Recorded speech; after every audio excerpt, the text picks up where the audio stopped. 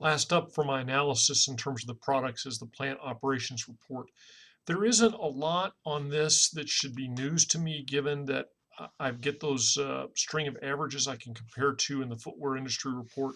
But especially for the person that is running your operations, you're going to want to spend some time in this bumping information across the two to make sure that things are working as you should and to see where things are maybe a little bit out of whack.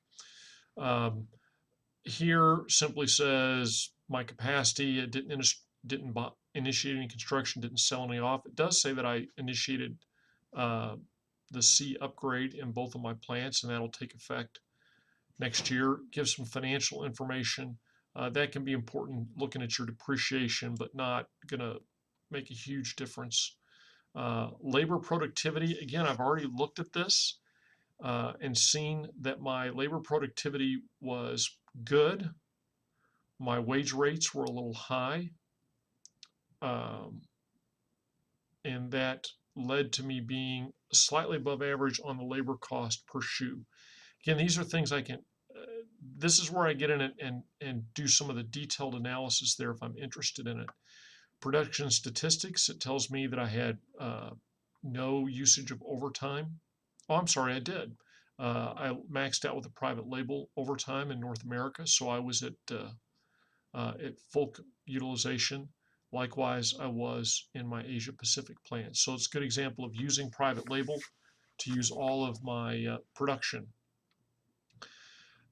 These costs don't tell me a lot in isolation. So this is where I go back to the footwear industry report.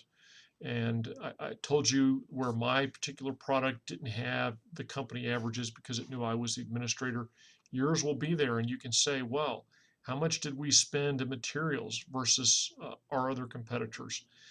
The tricky thing about this is you can't just blindly compare yourself. I was building, well, in my North America plant, I built a 7-star shoe. In my other plant, I built a 5-star shoe, which this is one of those cases for building the same star. So that it is a little bit easier to compare. So I'm just trying to keep track of and to see where things fit in. Um, and so this is where I get my total production costs for my shoes on average. And again, I've already seen where I rank vis-a-vis the industry from the footwear industry report. Distribution and warehouse report. This tells me, importantly, did I get my shoes in the right places? The only place where I had surplus shoes was in Latin America. And again, these are all small numbers that if this is what I'm looking at, this is success, frankly. So this just confirms I did a good job of matching my inventory to my sales. I had a little bit more demand than I was anticipating, but the overages I had in Latin America were minuscule. You can see that because I had different models and different SQ ratings, what I had to do is I had to use all of my North America production in one region, in my North America region, and then, excuse me, everything else had to be fed out of my Asia Pacific plant because they were obviously the one producing the 5-star 200 model shoe. And I'm going to show you where that can become significant here in just a little bit. So now we begin to add in exchange rate adjustments. In this round, there were none. They will become significant in future rounds. Freight, no surprises there. Tariffs. North America, no tariff because there's no tariffs. Remember that Europe, Africa has got an $8 tariff on shoes imported from China. So you can see that that added significantly to the cost of the shoe. You can't avoid it, but we have a free trade agreement between North America and Europe, Africa, where had you shipped shoes from North America, Europe, Africa, there would have been no import tariff. And incidentally, there's no import tariff for shoes sent from Asia Pacific to the United States. So had I taken my North America shoes, shipped some of them to Europe, Africa, and then backfilled them with the Asia Pacific, I probably would have made more money.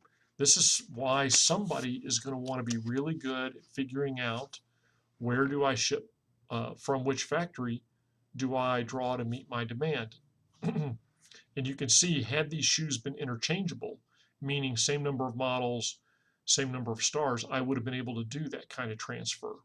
As is, where I'm running one shoe out of my North America plant, uh, what they did worked very well, given that they were running different level stars and models, because what the program will do is it will average. If I were to have shipped some of these 7-star shoes to Europe, Africa, and also some 5-star shoes to Europe, Africa, it would average them and say, on average, you're selling a 6-star shoe, and react accordingly. So that's not really necessarily what you want to do. Warehousing, this is where you get into trouble if you have a bunch of overages. You can see, excuse me, that next year my Latin America is going to be up a little bit because I had a few extra shoes sitting in inventory. Frankly, not that much based on the demand. So I don't really, honestly, on second thought, know that I would see difference. Inventory clearance, I did a small inventory clearance in Latin America, and you can see my margin over direct costs were $3.71. But don't be deceived when we're talking about margin over direct costs. And that means there's a lot of things that I'm paying for that are not direct cost of those shoes, and those shoes are not absorbing the cost of that overhead. So that's not terrible. Being able to sell them for a $3.71 profit over direct operating costs isn't terrible, but it'll sting if you continue to do that.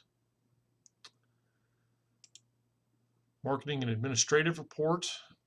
This is where it equally apportions the cost between internet and wholesale based on the relative market shares.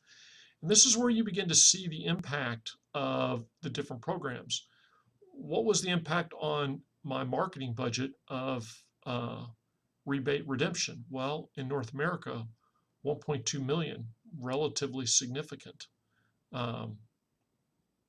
On-time delivery, this is what it took to get the right, the week's response I was looking for. So all of these show up in your marketing budget. When you go to the footwear industry report and you're looking at the relative expenses of marketing, sometimes people say, I cut my advertising, but yet my marketing budget went up. I don't understand, or my marketing expenditures went up. I don't understand. It's because you did things in here beyond the advertising. You messed with these things that also increased your marketing budget. For example, celebrity endorsements go right here. So you won't see it in the advertising, but you will see it in the overall marketing budget. Administrative expenses, not much you can do there. Now we get into the private label. So if I go into Asia Pacific, where I can see I made my whopping 80 cents per share, and again, that was margin over direct costs, okay? And so that didn't cover some other things, like those shoes didn't help to cover marketing expenses and the like, so that can become a little bit painful. Notice, though, if I take, for example, an AP shoe and ship it to an EA market, don't forget, I've got to remember the import tariffs as well. So those tariffs are significant, and there's something that you always have to keep in the back of your mind. But notice too, for what it's worth, you can see the difference in the cost per shoe, because it's just cheaper to manufacture the shoe in Asia Pacific than it is in North America. So you can see there's what, a $5 difference. Again, all of these things I should kind of know already, but it gives me a chance to dive into detail. The income statement, this is consolidated. I tend to want to break them out and look at the markets independently in terms of internet and wholesale. And this is where you can see, for example, that my operating profit per shoe in internet in North America, $21.55, which again, I go back to the footwear industry report and I can see whether that's above or below average. I'm flipping in my paper copies right now, trying to find that particular piece of information. I'm looking. Okay. And so the industry average profit in North America was 1912. So I'm a little bit above the industry average, but below the industry average in market share. Here in wholesale, I've got a $6.29 profit margin, which is $2 under the industry average, but I have a 19.8% market share. So those are ways to figure these things out. This is where you start to get into all of these dollars to determine where is the money going? Am I getting bang for my buck? So you can do a deeper analysis in these areas. And then lastly is the financial statement. You can spend a lot of time looking at this, but there isn't that much here that should be a surprise. If you got an overdraft loan, it'll tell you that you did and how much you had to pay on that you weren't expecting. Show you how much cash you have on hand, the accounts receivable and the accounts payable. The computer's doing that automatically. Some things that will help you look at the numbers, some important notes down here that will show you various things to include where your loan balances are. Cash flow statement. This will show, again, the difference in cash. If you're having an issue managing your cash flow, this is where you want to look to see what's happening. And then this is where you get your calculations to see our default credit risk or credit rating, some important areas, and then free cash flow. So the company operating report is, again, kind of that segue between why we did as we did and how are we going to do better. So I may see issues in my value chain where I say, I need to change this, make this work differently. One of the things that will almost inevitably happen, those that have worked their value chain well, that really have fit in their value chain, they've thought things through and they've done that position, trade-offs, fit very well, later on in the simulation, you will see companies, teams that are producing shoes that are 1 or 2 star better than a particular rival, and yet their production costs are lower than that rival's production cost. And it's because they're managing their plant well, they've done their geographic expansions in areas where it made sense, they've done plant upgrades that make sense for their position, they're managing their shipping very well, so that they're looking at exchange rates and tariffs and optimizing that, and they just add up $1 or $2 per shoe extra onto their profit margin. I realize this seems a little bit overwhelming at first. You're going to adapt to it very quickly. I encourage you to think about the thought process that I've shown you in these 3 videos, because interpreting the results and making good decisions for the next round is so important to your long-term performance in the simulation. Don't forget, Tuesday or at our next class meeting, we'll be focused on giving you time to do round 1. You do have a second practice round that's loaded in the computer that you are welcome to play or not play, makes no difference to me. I caution you, if you try something in round 2, practice round 2, and you go, wow, that worked great, we want to do more of that in the normal round.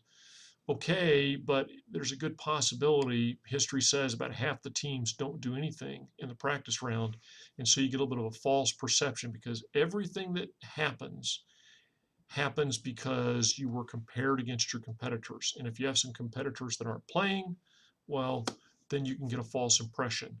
So don't forget to take the quiz before we come to our next class. Your next class will be focused on giving you time to input your decisions, and I will be there to field questions, anything you might have.